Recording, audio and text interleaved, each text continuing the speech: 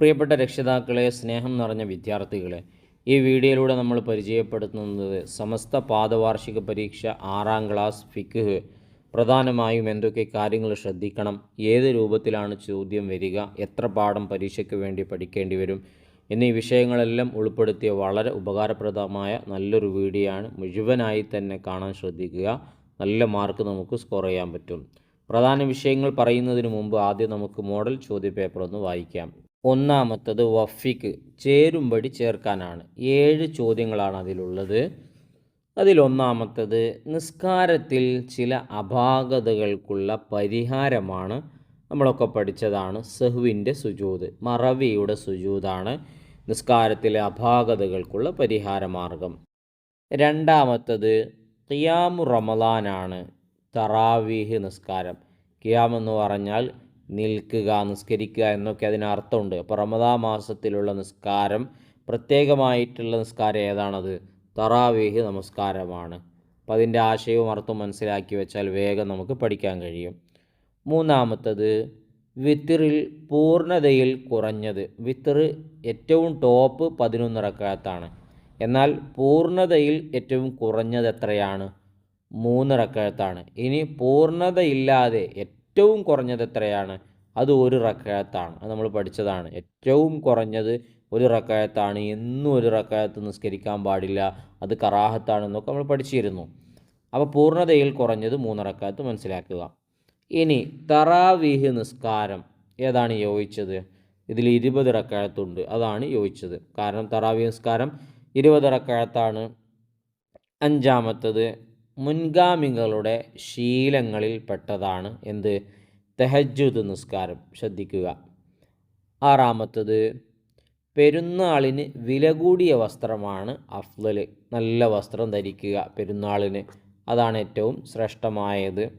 ഇനി ഏഴാമത്തത് നെയ്തതിനു ശേഷം കളർ ചെയ്ത വസ്ത്രം ധരിക്കൽ കറാഹത്താണ്. അതിൻ്റെ നെയ്ത്തൊക്കെ കഴിഞ്ഞ് വസ്ത്രമായി, ഇപ്പോൾ ഒരു ഷർട്ട്, ആ ഷർട്ട് ആയി കഴിഞ്ഞതിന് ശേഷം പിന്നെ കളറിൽ മുക്കി ചായം പൂശിയത് ഉപയോഗിക്കുക എന്നുള്ളത് കറാഹത്താണ്, നല്ലതല്ല. അപ്പോൾ ഇതിലെ പ്രധാനപ്പെട്ട ചോദ്യം തറാവീഹ് നിസ്കാരം 20 റക്അത്ത് ഉറപ്പായിട്ടും വരും. അല്ലെങ്കിൽ ഖിയാം റമളാൻ എന്ന് പറഞ്ഞാൽ എന്താണ്? തറാവീഹിനെ കുറിച്ച് ഒരു സംശയവും വേണ്ട, ചോദിക്കും, പഠിച്ചു വെച്ചോളും. ബാക്കിയുള്ളതും കൂടെ നിങ്ങൾ മനസ്സിലാക്കി വെക്കുക. ഇനി രണ്ടാമത്തത് തെമ്മീം പൂർത്തിയാക്കാനാണ്. ഇങ്ങനത്തെ ഒരു ചോദ്യം ഉറപ്പാണല്ലോ. ഇതിൻ്റെ ഉത്തരം അറിയണമെങ്കിൽ, എഴുതാൻ കഴിയണമെങ്കിൽ പാഠഭാഗവുമായി നമുക്ക് നല്ലോണം ബന്ധമുണ്ടാവണം. കേവലം ഒരു യൂട്യൂബിൻ്റെ വീഡിയോ കണ്ടതുകൊണ്ടോ 2 വീഡിയോ കണ്ടതുകൊണ്ടോ ഒന്നും നമുക്ക് മുഴുവൻ മാർക്കും ലഭിക്കില്ല. മറിച്ച് നല്ലോണം പാഠം നമ്മൾ വായിക്കണം.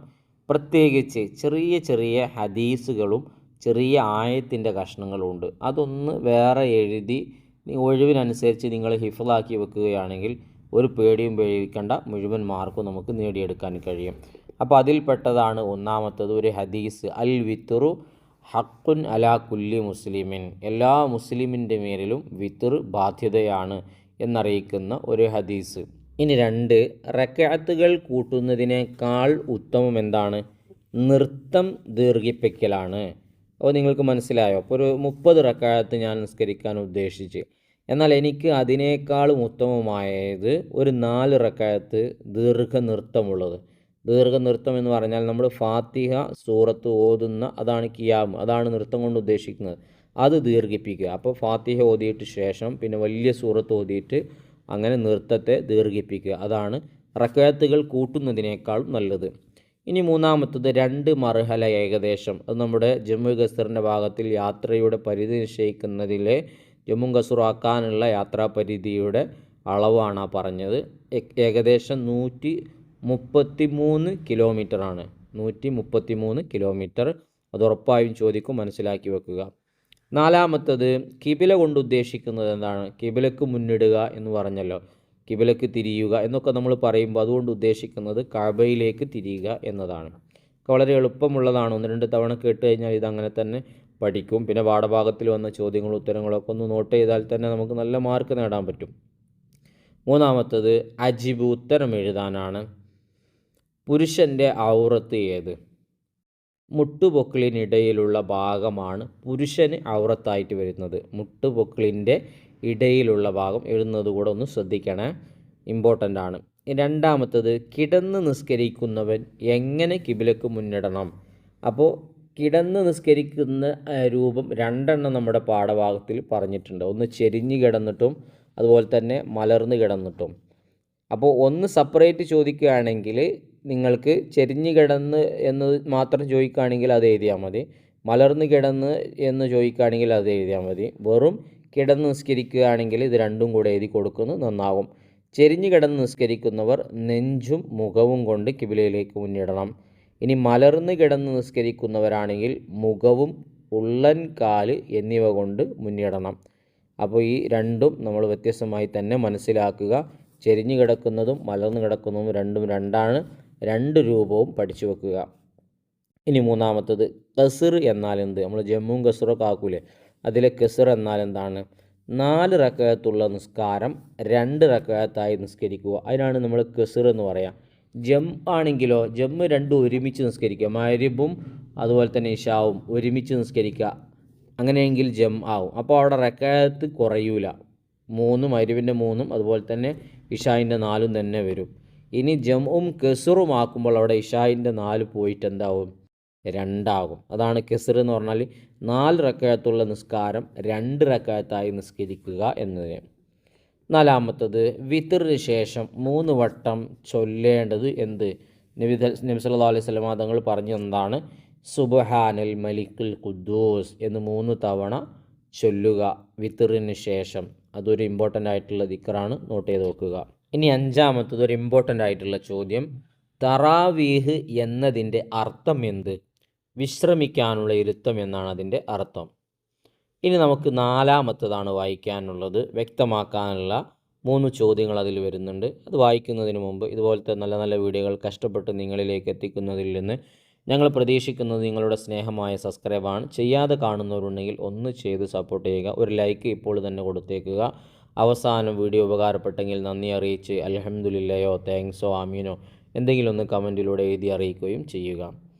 അന്യപുരുഷന് സമീപം സ്ത്രീയുടെ ഔറത്ത്, അതാണ് ചോദിച്ചിട്ടുള്ളത്.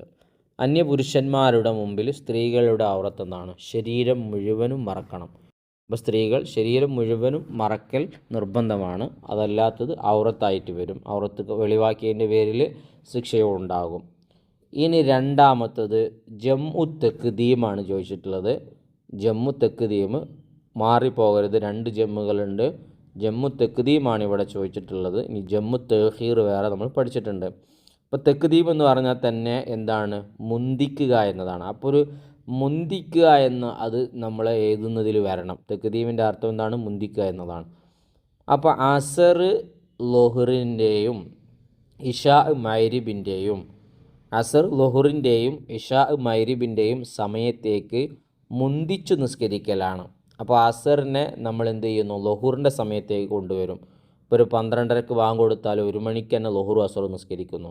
അപ്പോൾ മഗ്‌രിബ് 6:30 ബാങ്ക് കൊടുത്താൽ ഒരു 6:45 മഗ്‌രിബും ഇശാവും നിസ്കരിക്കുന്നു. അപ്പോൾ യാത്രയുടെ ആവശ്യങ്ങൾക്ക് വേണ്ടിയിട്ടാണ്. അപ്പോൾ അസർ ലൊഹറിൻ്റെയും ഇഷാ മഗ്‌രിബിൻ്റെയും സമയത്തേക്ക് മുന്തിച്ച് നിസ്കരിക്കലാണ്. ഇമ്പോർട്ടൻ്റ് ആയിട്ട് ചോദ്യമാണ്. ഇനി മൂന്നാമത്തത് തറാവീഹ് എന്ന പേര് ലഭിക്കാനുള്ള കാരണം. സ്വഹാബത്ത് എല്ലാ 4 റക്അത്തുകളുടെയും ഉടനെ വിശ്രമിക്കാറുണ്ടായിരുന്നു. അതിനാലാണ് തറാവീഹ് എന്ന പേര് ലഭിച്ചത്. ഇത് വളരെ ശ്രദ്ധിക്കുക, ചോദിക്കാൻ സാധ്യതയുള്ള ഒരു ചോദ്യമാണ്. സ്വഹാബത്ത് എല്ലാ 4 റക്അത്തുകളുടെയും ഉടനെ വിശ്രമിക്കാറുണ്ടായിരുന്നു. അപ്പോൾ ആ തറാവി 20 റക്അത്തല്ല, ആദ്യത്തെ ഒരു 4 റക്അത്ത് കഴിഞ്ഞിട്ടൊന്ന് അവിടെ ഒന്ന് വിശ്രമിക്കും. അപ്പം തന്നെ നിസ്കരിക്കില്ല, കുറച്ച് നേരം ഒന്ന് റെസ്റ്റ് എടുക്കും. റെസ്റ്റ് എടുക്കുക എന്ന് പറഞ്ഞാൽ ചെറിയ ചെറിയ ദിക്റുകൾ ചൊല്ലി വിശ്രമിക്കുമെന്നാണ് കേട്ടോ.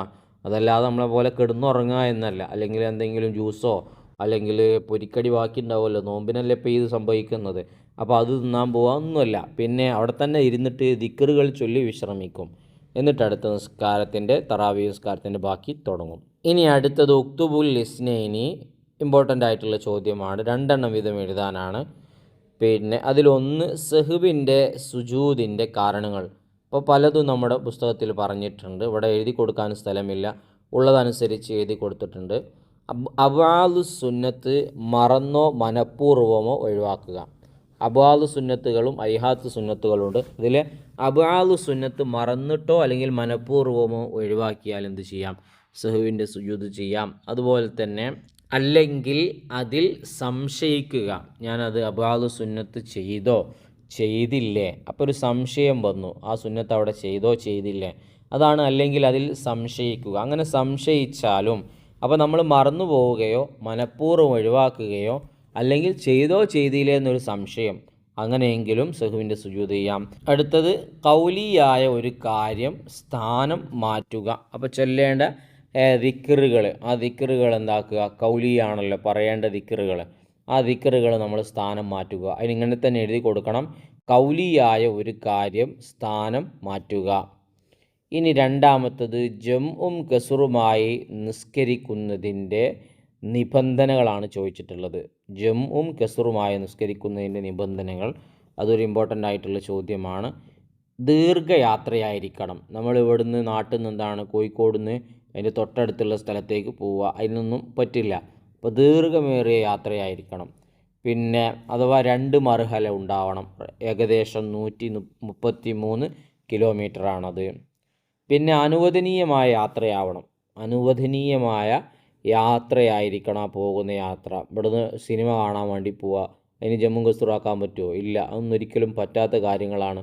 അത് കാണാൻ തന്നെ പറ്റില്ല, കാരണം അത് കാണാൻ പാടില്ലാത്തതാണല്ലോ. അപ്പോൾ അതുകൊണ്ട് അങ്ങനെ ആരെങ്കിലും പോകുന്നുണ്ടെങ്കിൽ അതൊക്കെ നിർത്തിക്കൊള്ളണം. ആ യാത്രയ്ക്ക് ഒരാൾ ജമ്മും കസറും ആക്കാൻ ഉദ്ദേശമുണ്ടെങ്കിൽ അതും നടക്കില്ല. ഇനി ലക്ഷ്യസ്ഥാനം അറിയുക. ഒരു ലക്ഷ്യമില്ലാതെ വെറുതെ പോകുന്ന ആളാവരുത്. ഇപ്പം മക്കത്തേക്കാണെങ്കിൽ മക്കത്തേക്ക്, ഗൾഫിക്കാണെങ്കിൽ ഗൾഫിക്ക്, അജ്മീർക്കാണെങ്കിൽ അജ്മീർക്ക്.